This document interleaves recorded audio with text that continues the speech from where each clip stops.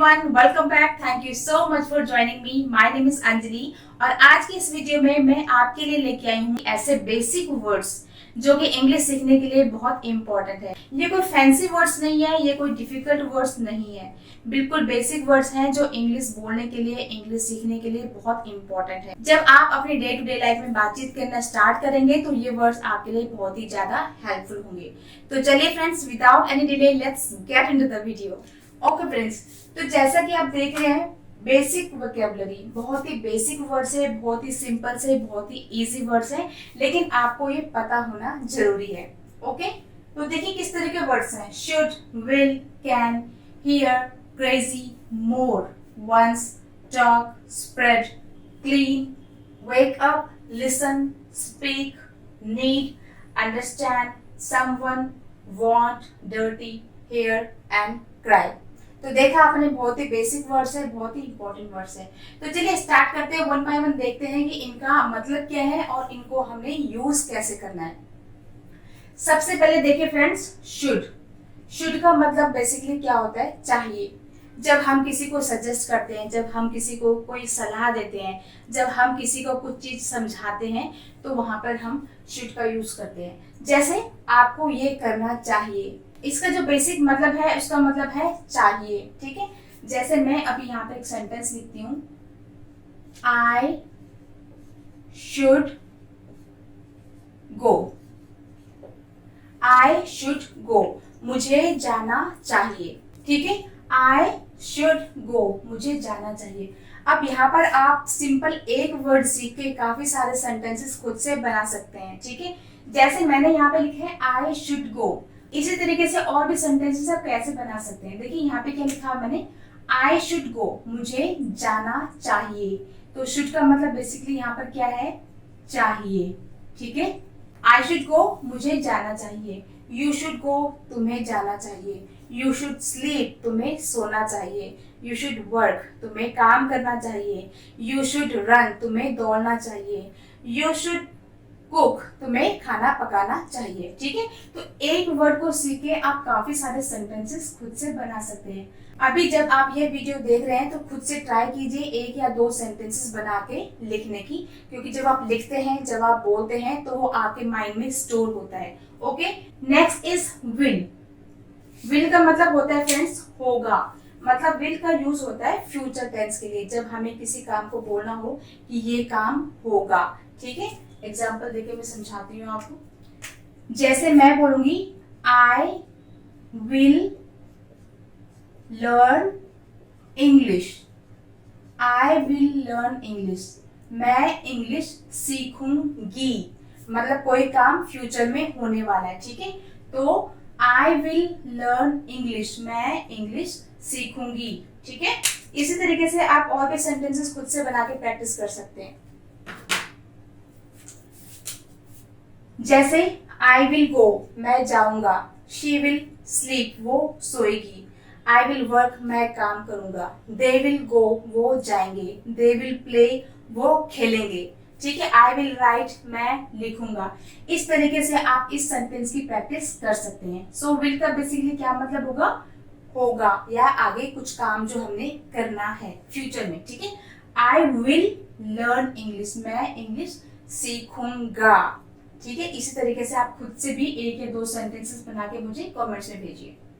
Next is can. Can का मतलब होता है फ्रेंड्स सकना।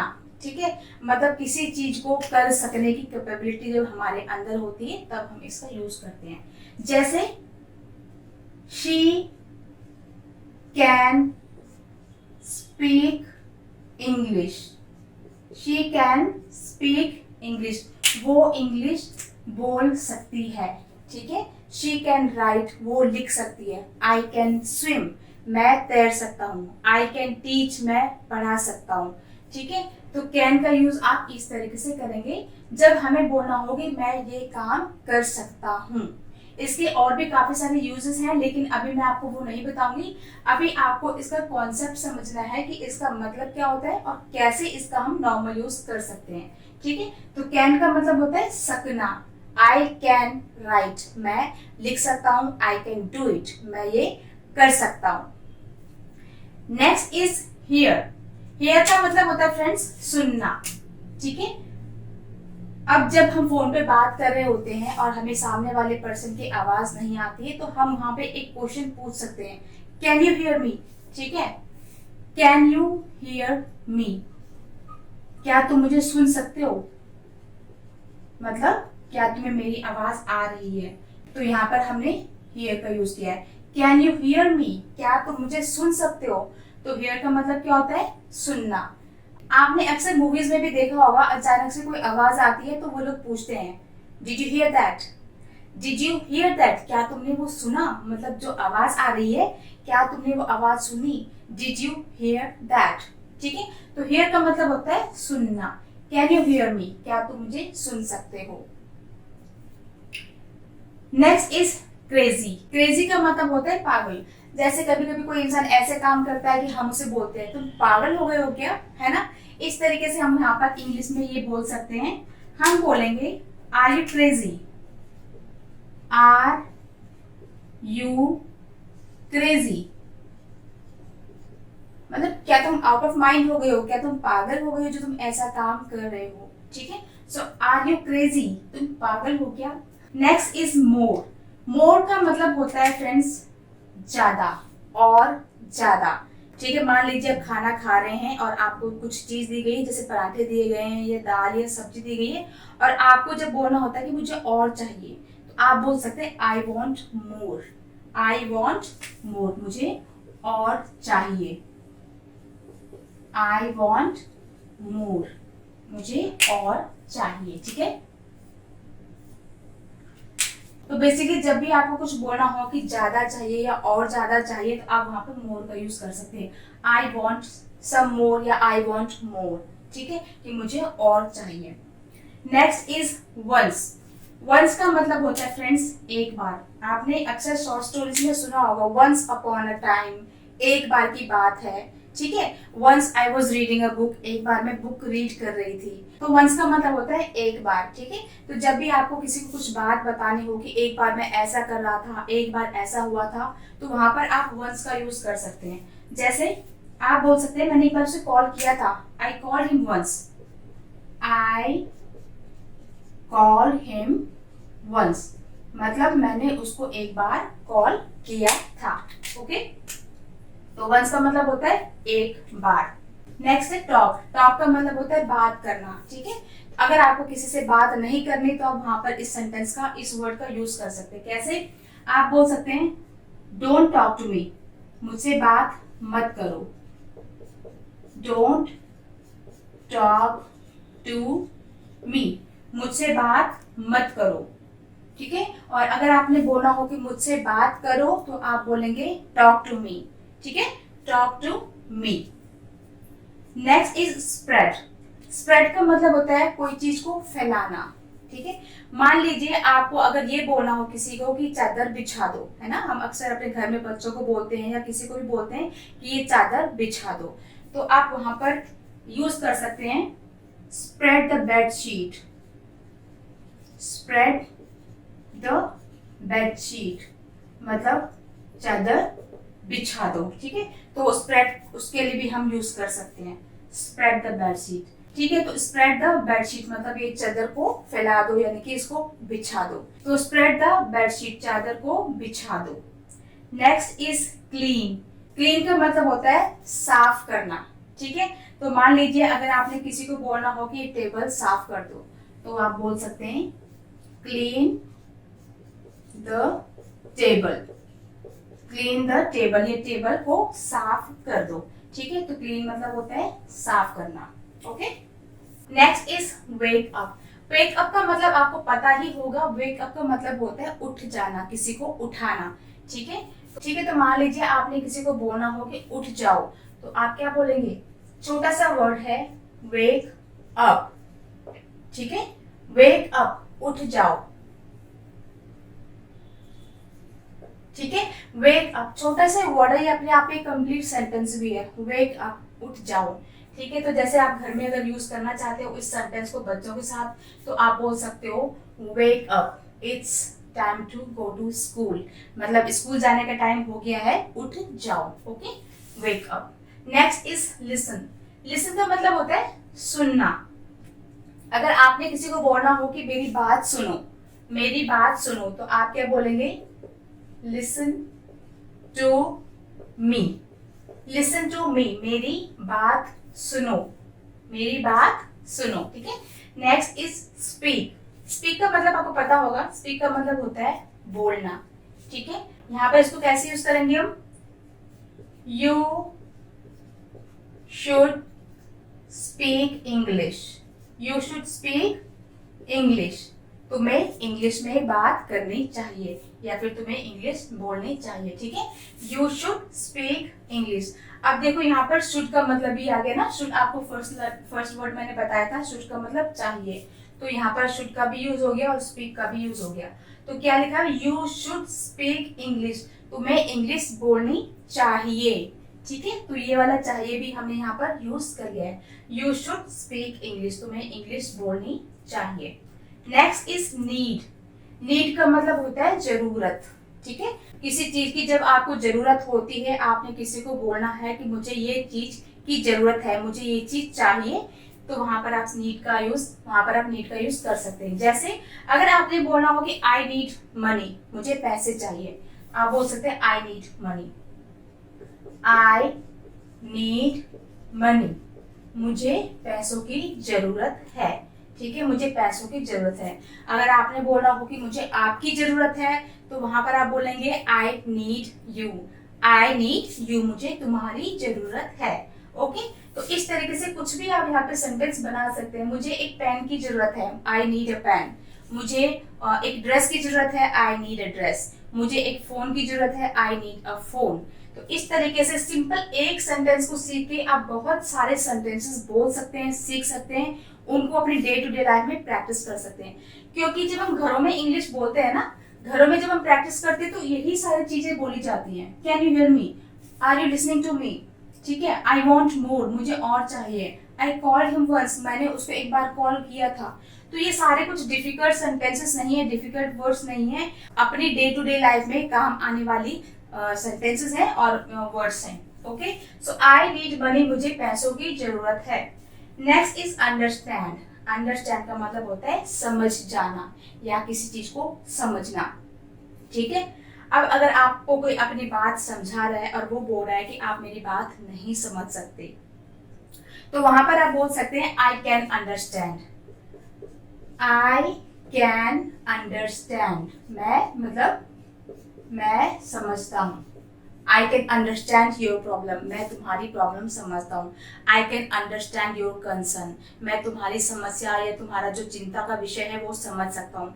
आई कैन अंडरस्टैंड कि आपको जाना है, मैं समझ सकता हूँ कि आपको जाना है। ठीक है। तो जहां पर आपको इस तरीके से बोलना हो कि मैं समझ सकता हूँ, I can understand. Okay. I can understand your problem, मैं तुम्हारी प्रॉब्लम को समझ सकता हूँ। Next is someone. समवन का मतलब होता है कोई। ठीक है। समवन इज कमिंग, कोई आ रहा है। समवन इज कमिंग, कोई आ रहा है। तो देखो ये कुछ बड़े बड़े सेंटेंसेस नहीं है, बहुत ही बेसिक वर्ड्स है, बेसिक ही सेंटेंसेस भी हैं। समवन इज कमिंग, कोई आ रहा है। समवन टोल्ड मी, किसी ने मुझे बताया। ठीक है। इस तरीके से आप समवन का यूज कर सकते हैं। समवन मतलब किसी ने या कोई। अब अगर जैसे मैं बोल रही हूँ कि समवन कॉल्ड मी, मुझे किसी ने फोन किया, किसी ने कॉल किया। ठीक है। तो वहां पर इसका मतलब होता है किसी ने, और यहाँ पर समवन इज कमिंग, कोई आ रहा है। तो इस कॉन्टेक्स्ट में इसका यूज होता है। Next is want. वांट का मतलब होता है चाहिए। ठीक है। अब देखिए फ्रेंड्स, मैंने यहाँ पर भी आपको चाहिए बोला था, शुड और वांट में भी चाहिए। अब इन दोनों में डिफरेंस देखो क्या है। शुड का मतलब जब हम किसी को सलाह देते हैं, जब हम किसी को गाइड करते हैं, ठीक है, कि आपको ऐसा करना चाहिए, ये वो वाला चाहिए। ठीक है। और ये वाला वांट है मतलब मुझे और चाहिए। जैसे मैंने अभी आपको एग्जांपल दिया था ना मोर का, where is it? I want more, मुझे और चाहिए। ठीक है। तो ये वांट वाला वांट है कि मतलब मुझे और चाहिए या मैं ऐसा करना चाहता हूँ। अब जैसे मैंने बोला है कि मुझे जाना है या मैं जाना चाहता हूँ, तो आप बोल सकते हो I want to go. I want to go, मैं जाना चाहता हूँ। आई वॉन्ट टू ईट, मैं खाना चाहती हूँ। I want to speak English, मैं इंग्लिश बोलना चाहती हूँ। I want to learn English, मैं इंग्लिश सीखना चाहती हूँ। ठीक है, तो जहां पर आपको इस कॉन्टेक्स्ट में बोलना हो कि मैं ऐसा करना चाहता हूँ या करना चाहती हूँ, वहां पर आप वॉन्ट लगाएंगे। I want to go, I want to sleep, मैं सोना चाहता हूँ। आई वॉन्ट टू ईट, मैं खाना चाहता हूँ। आई वॉन्ट टू रन, मैं दौड़ना चाहता हूँ। I want to watch a movie, मैं मूवी देखना चाहता हूँ। तो इस तरीके से आप वॉन्ट का यूज यहाँ पर कर सकते हैं। Okay, next is dirty. Dirty means होता है गंदा। ठीक है, डर्टी मीन्स होता है गंदा। मान लीजिए कई बार छोटे छोटे बच्चे कुछ चीजों को छेड़ते हैं जो कि गंदी होती है, वहां पर आप इसका बहुत अच्छा यूज कर सकते हो। आप बोल सकते हो डोंट टच, इट्स डर्टी। ठीक है, एक ओके सॉरी, आप बोल सकते हैं इट्स डर्टी। इट्स डर्टी मतलब ये जो है गंदा है, इसको मत छेड़ो। या फिर बोल सकते हैं इट इज डर्टी, या इट्स ये शॉर्ट में मैंने शॉर्ट फॉर्म में लिखा हुआ है इट्स डर्टी। आप कंप्लीट सेंटेंस भी बोल सकते हैं it is dirty, don't touch it, इसको मत छुओ, ये गंदा है। Okay, next is here. Here का मतलब होता है यहाँ। हियर का मतलब होता है यहाँ। ठीक है, अगर आपने किसी को बोलना हो कि यहाँ आओ, तो आप क्या बोलेंगे? छोटा सा सेंटेंस है, देखो, कम हियर, कम हियर, यहाँ आओ। ठीक है, तो हियर का मतलब क्या होता है? यहाँ। कम हियर, यहाँ आओ। Next is cry. क्राई का मतलब होता है रोना। अगर कोई आपके सामने रो रहा है तो आप बोलोगे उसको don't cry, please don't cry, please रो मत। ठीक है, डोंट क्राई, रो मत। तो देखो फ्रेंड्स, आपने ये जितने भी वर्ड्स दिए हैं मैंने आपको, जितने भी सेंटेंसेस मैंने आपको बताए, ये बहुत ही ज्यादा बेसिक है। स्टार्टिंग अगर आप कर रहे हैं इंग्लिश सीखने की, तो आपके लिए ये बहुत ही ज्यादा यूजफुल होंगे, बहुत ही ज्यादा हेल्पफुल होंगे। मुश्किल कुछ भी नहीं है। देखो, शुड, आई शुड गो, मुझे जाना चाहिए। आई विल लर्न इंग्लिश, मैं इंग्लिश सीखूंगा। शी कैन स्पीक इंग्लिश, वो इंग्लिश बोल सकती है। कैन यू हियर मी, क्या आप मुझे सुन सकते हो? आर यू क्रेजी, क्या तुम पागल हो? ठीक है, आई वॉन्ट मोर, मुझे और ज्यादा चाहिए। आई कॉल्ड हिम वंस, मैंने एक बार उसको कॉल किया था। Okay, don't talk to me, मुझसे बात मत करो। स्प्रेड द बेडशीट, चादर को जो है बिछा दो या फैला दो। क्लीन द टेबल, टेबल को साफ कर दो। वेक अप, उठ जाओ। लिसन टू मी, मेरी बात सुनो। यू शुड स्पीक इंग्लिश, तुम्हें इंग्लिश बोलना चाहिए। आई नीड मनी, मुझे पैसों की जरूरत है। आई कैन अंडरस्टैंड, मैं समझ सकता हूँ। समवन इज कमिंग, कोई आ रहा है। आई वॉन्ट टू गो, मैं जाना चाहता हूँ। इट इज डर्टी, ये डर्टी है, ये गंदा है। Okay, it is dirty. Come here, यहाँ आओ। डोंट क्राई, रो मत। आई होप आपको ये सारी चीजें, सारे वर्ड, सारे सेंटेंसेस समझ में आ गए होंगे। स्क्रीनशॉट अगर आपने लेना है तो आप ले सकते हैं। ओके फ्रेंड्स, अगर आपको ये आज की वीडियो अच्छी लगी होगी तो please hit the like button, share and subscribe अगर आपने अभी तक नहीं किया होगा तो। Thank you so much for watching. See you in the next video. Take care, bye bye.